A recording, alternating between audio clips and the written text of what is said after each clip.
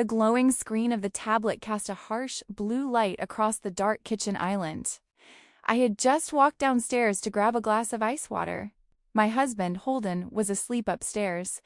He had carelessly left his device unlocked and synced to his cloud messages. A rapid succession of text notifications pinged across the glass. The preview text was impossible to ignore. The group chat was titled Operation I Do. A cold hum vibrated against my ribs. It was a strange physiological glitch. My vision narrowed exclusively to the scrolling text bubbles. The chat had 3 active members: Holden, his mother, Lenora, and his younger sister, Kinsley. I scrolled up. I read 3 months of dense, unhinged daily correspondence. Kinsley was a micro-influencer. She possessed a severe case of main character syndrome and a desperate need to project a wealthy lifestyle she absolutely could not afford. She was engaged to a local club promoter. They were broke. They had no venue for their upcoming wedding. Lenora, a woman who treated personal boundaries like mere suggestions, had proposed a sociopathic solution. They were going to hijack my house. I owned a sprawling, highly curated, mid-century modern home tucked into the heavily wooded hills outside the city. It featured massive glass walls, a sunken conversation pit, and a breathtaking, manicured backyard. It was the ultimate aesthetic backdrop. It was also solely in my name. I purchased it long before I ever met Holden. The texts detailed their entire schedule. I was booked for a 10-day Vipassana silent meditation retreat in the desert starting on a Wednesday. The retreat had a strict, non-negotiable policy of 0 digital contact. All phones were confiscated upon arrival. Holden was staying home because he claimed he had too many upcoming deadlines at his marketing firm. According to the group chat, the second I drove away on Wednesday morning, a rented moving truck was scheduled to arrive. Holden and Lenora planned to load my expensive, vintage velvet furniture into a temporary storage pod in the driveway. They were going to hire a crew to construct a massive white vinyl dance floor directly over my rare Japanese garden.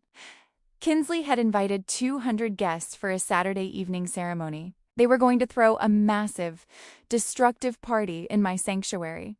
They planned to clean it up by Monday, move the furniture back, and pretend absolutely nothing happened. If a neighbor complained, Holden was prepared to gaslight me. He'd already drafted a fake story about hosting a small, harmless corporate barbecue for his clients. Kinsley sent a text accompanied by a crying, laughing emoji. It read, "At least her depressing, sterile house is finally getting some good vibes. Make sure to hide her weird art pieces in the garage before the photographer gets there." I set the tablet down on the marble counter. The silence in the kitchen felt incredibly heavy and recycled. I took a slow, deliberate breath. The air tasted faintly of ozone and sheer, unfiltered audacity. Holden was a professional manipulator. He posted endless photos of us on social media with captions calling me his queen. He played the supportive, modern husband flawlessly in public. Behind closed doors, he allowed his mother and sister to trample over my life like an invading army. He thought my desire for a quiet, private life was a weakness. He thought he could exploit my trust and my temporary absence to fund his sister's Delulu influencer fantasy. I walked upstairs. I slid back into bed. I stared at the dark ceiling. I listened to the steady rhythm of his breathing. The next morning, I did not throw the tablet at him. I poured his coffee. I smiled a hollow, polite smile. I went to my home office and locked the heavy oak door. I opened my laptop. I searched for industrial pest abatement services. I did not look for a subtle, eco-friendly company. I looked for the most aggressive, highly visible structural fumigation crews in the state. I found a municipal contractor that specialized in severe, deep-wood termite eradication. I filled out an emergency priority request. I authorized a Level 3 structural fumigation. This specific process utilized sulfuryl fluoride gas. It was highly toxic. It required the entire property to be completely sealed inside a massive, airtight biohazard tent for exactly 72 hours. I paid a substantial premium for an expedited Friday morning deployment. I signed the authorization forms using my official property deed.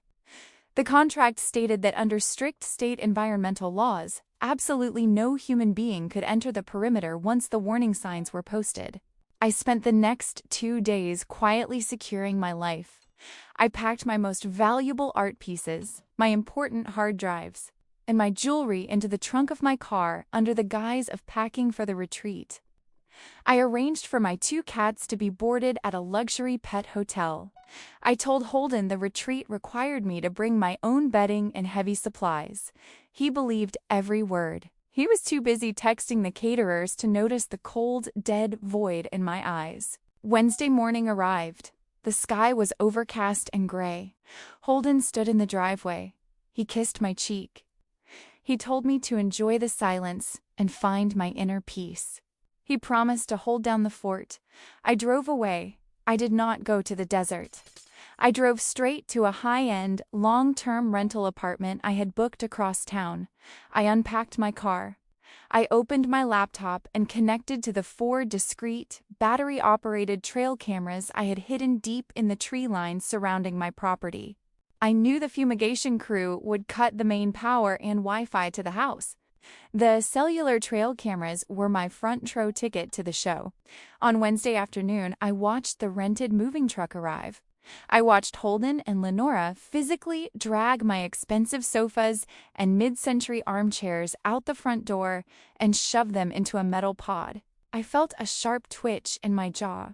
On Thursday, a landscaping crew arrived. They laid a cheap plastic dance floor right over my carefully cultivated moss garden. Kinsley showed up wearing a white sweatsuit. She recorded several videos on her phone, twirling around my patio, pointing at the space where the floral arch would go.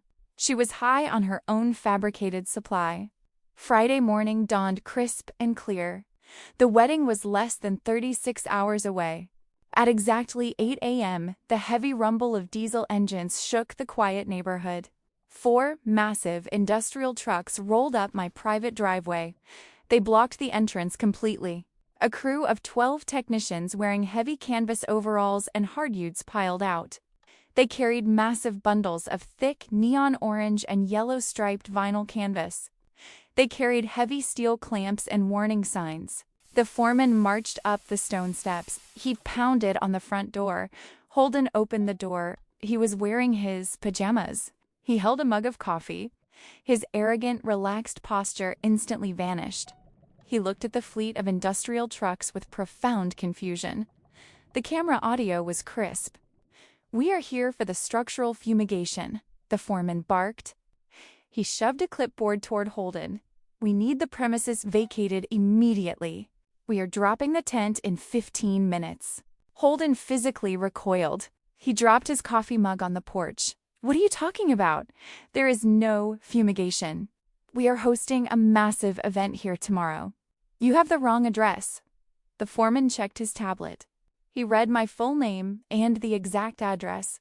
The property owner authorized an emergency level 3 gas abatement. The municipal permits were cleared yesterday. "You have 15 minutes to grab your wallet and step off the property line, buddy. The gas goes live at noon." Holden began to hyperventilate. His skin turned the color of wet chalk. He grabbed his phone. He started dialing my number frantically. It went straight to voicemail. My phone was sitting on the counter of my rental apartment, switched completely off. "Wait. You can't do this!" Holden screamed. His voice cracked into a pathetic, high-pitched whine. "I live here. I am her husband. I am canceling the order."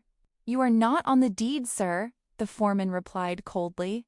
"State law says only the legal property owner can halt a biohazard deployment once the municipal permits are struck.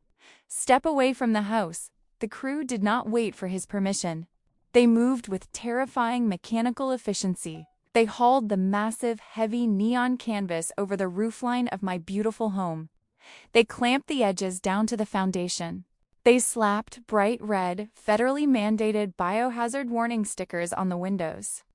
Holden stood on the sidewalk in his pajamas. He was completely locked out of the house. He was locked out of his clothes, his car keys, and his entire life.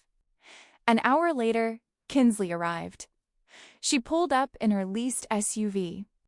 She stepped out of the car. She looked at the sprawling, mid-century modern home. It was no longer an aesthetic influencer paradise. It looked like a radioactive quarantine zone from a dystopian movie. Kinsley dropped to her knees on the asphalt. She let out a raw, unhinged scream. She grabbed her hair. She yelled at Holden. She demanded he fix it. She demanded he rip the tent down. Holden tried to explain the legal permits. He tried to explain the toxic gas. Kinsley did not care. She threw her phone at his chest. Her entire, fake, clout-chasing reality was disintegrating in broad daylight. The real chaos started on Saturday afternoon. Kinsley was too paralyzed by panic to cancel the invitations. She spent 24 hours desperately trying to find a backup venue. She failed. At 4 p.m., the guests began to arrive. Dozens of cars lined the quiet suburban street. 200 people dressed in expensive formal wear walked up the driveway. They expected champagne and a pristine Japanese garden. Instead, they found Holden, Lenora, and Kinsley standing on the sidewalk in front of a massive, buzzing neon biohazard tent. The smell of the chemical warning agent hung heavy in the air. The guests stood in awkward, horrified silence. They whispered to each other. They pointed at the massive red skull and crossbones stickers plastered across the canvas. Kinsley stood in her expensive white wedding dress on the dirty sidewalk. Her makeup was running down her face in thick, black streaks. She was crying hysterically. Her fiancé looked like he wanted the earth to open up and swallow him whole. Lenora tried to play the victim. She tried to tell the guests it was a terrible, unforeseen municipal error. Nobody believed her. The sheer, overwhelming embarrassment was absolute. The guests slowly turned around. They walked back to their cars in their expensive heels and tailored suits. They drove away. They left the influencer bride standing in the fumes of her own delusion. I sat on the velvet sofa in my rental apartment. I watched the final guest drive away on the camera feed. I closed the laptop. I did not feel a rush of adrenaline. I did not feel the need to gloat. I felt the deep, profound satisfaction of a clean environment. When you invite parasites into your home, you do not politely ask them to leave. You seal the exits, and you fumigate the entire structure. I walked into the kitchen, poured myself a cup of dark coffee, and enjoyed the beautiful, uninterrupted silence.